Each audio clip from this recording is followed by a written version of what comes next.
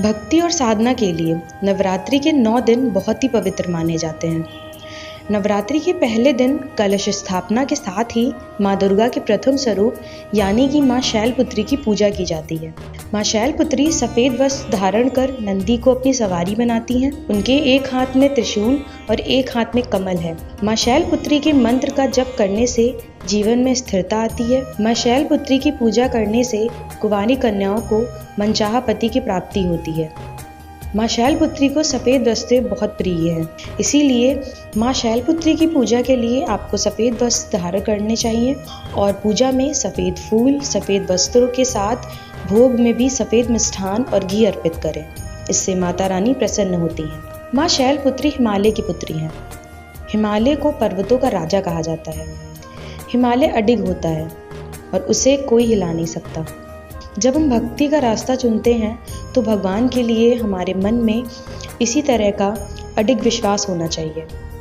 यही कारण है कि नवरात्र के पहले दिन शैलपुत्री की पूजा की जाती है। कहानी के अनुसार एक बार दक्ष प्रजापति ने यज्ञ करवाने का फैसला किया।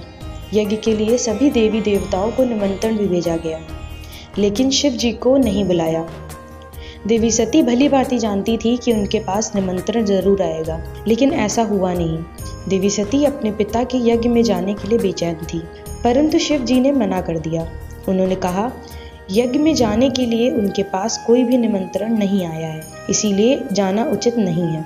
देवी सती नहीं मानी और यज्ञ में जाने का आग्रह करती रहीं। शिव को उनकी बात माननी पड़ी और उन्होंने जाने की अनुमति दे दी। वहां पहुंचने पर सती ने देखा कि कोई भी उनसे आदर और प्रेम के साथ बातचीत नहीं कर रहा है। सिर्फ उनकी माता ने उन्हें स्नेह से गले लगाया। उनकी बहनें उनका मजाक उड़ा रही थीं और सती के पति शिव जी का भी अपमान कर रही थीं। स्वयं उनके पिता ने भी अपमान करने का मौका न छोड़ा। सती को अपना और अपने पति का अपमान सहन न हुआ और फिर उन्होंने ऐसा कदम उठाया जिसकी कल्पना स्वयं दक्ष ने भी नहीं की होगी। अपने पिता के यज्ञ की अग्नि में सती ने खुद को स्वाहा कर अपने प्राण त्याग दिए।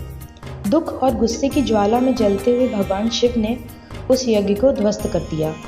फिर सती ने हिमालय के यहाँ जन्म लिया और वहाँ जन्म लेने के कारण इनका नाम शैलपुत्री पड़ा। शैलपुत्री का विवाह भी भगवान शंकर से ही हुआ और वे फिर उनकी पत्नी बन गईं। माँ शैलपुत्री का वास नगरी वाराणसी में माना जाता है। वाराणसी में माँ शैलपुत्री का एक बहुत पुराण मंदिर है और मान्यता है कि यहाँ माँ शैलपुत्री के सिर्फ दर्शन करने से ही भक्तजनों की मुरादें पूरी हो जाती हैं। कहते हैं कि नवरात्रि के पहले दिन जो भी भक्त माँ शैलपुत्री के दर्शन करते हैं उसके वैवाहिक जीवन के कष्ट दूर हो जाते हैं। माँ शैलपुत्री को करुणा, स्नेह, धैर्य और इच्छा शक्ति की देवी माना जाता है। हिमालय की पुत्री होने के कारण माता की पूजा में सफ़ेद चीज़ों का प्रयोग करना चाहिए। माँ शैलपुत्री की पूजा करने से कुंवारी कन्याओं को सुयोग्य वर की प्राप्ति होती है। माता के इस स्वरूप को जीवन में स्थिरता और दृढ़ता का प्रतीक माना जाता है। शैल का अर्थ होता है पत्थर और पत्थर को सदैव अडिग माना जाता है। तो आनंद लीजिए भक्ति की समृद्ध धारा का और जुड़िए दिव्य सुधा के साथ और हमारे चैनल को सब्सक्राइब करना ना भूलें।